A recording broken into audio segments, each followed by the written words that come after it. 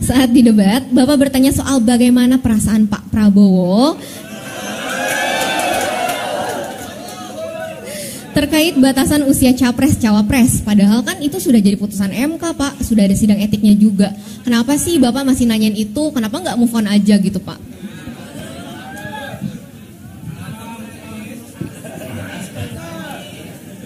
Ini terdesak ini.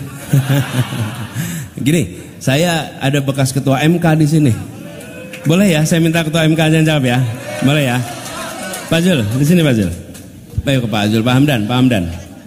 Kita itu tahun 2001 ada TAP MPR. TAP MPR 2001 itu mengenai etika berbangsa dan bernegara.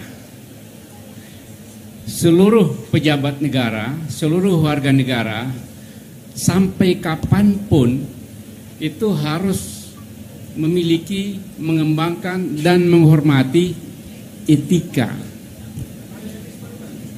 Jadi etika itu kan menyangkut baik dan buruk, budaya malu. Kalau tidak punya etika, dia tidak punya malu. Ya. Etika harus menjadi pedoman dalam berperilaku, bukan saja hukum. Jadi kalau saya bahas tentang putusan pengadilan itu harus ada 3 dasarnya. Hukumnya benar, etiknya benar, penerimaan sosialnya benar. Legitimasi hukum, legitimasi etik, legitimasi sosial. Itulah hukum yang benar-benar bagus. Kalau hilang salah satunya, maka hukum itu pincang. Yang kemarin itu ya jadi pincang. Karena itu, ini luar biasa nih. Kalau ada pelanggaran etik berat dalam suatu pengadilan, dalam suatu putusan pengadilan, ya, menurut undang-undang ini, undang-undang kekuasaan kehakiman, ya, itu putusan itu harus dianggap tidak sah karena kehilangan landasan etiknya dan harus diproses ulang.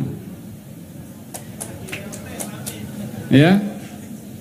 Jadi itulah masalah etik, bukan masalah move on, tidak move on, tapi ketika pejabat pemerintahan atau calon pejabat pemerintahan tidak menghormati atau mengabaikan etik, kita tidak bayangkan bagaimana bangsa kita ke depan. Terima kasih. Jadi tadi Pak Hamdan kalau saya bagi garis 3, dia harus benar secara hukum, benar secara etik, dan diterima secara sosial. Jadi kalau yang peristiwa itu dari 3 ini bagaimana, Pak Hamdan?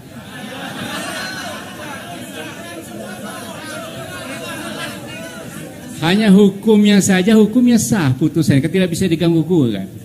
Tapi karena etiknya tidak terpenuhi, penolakan sosial terjadi hanya 1.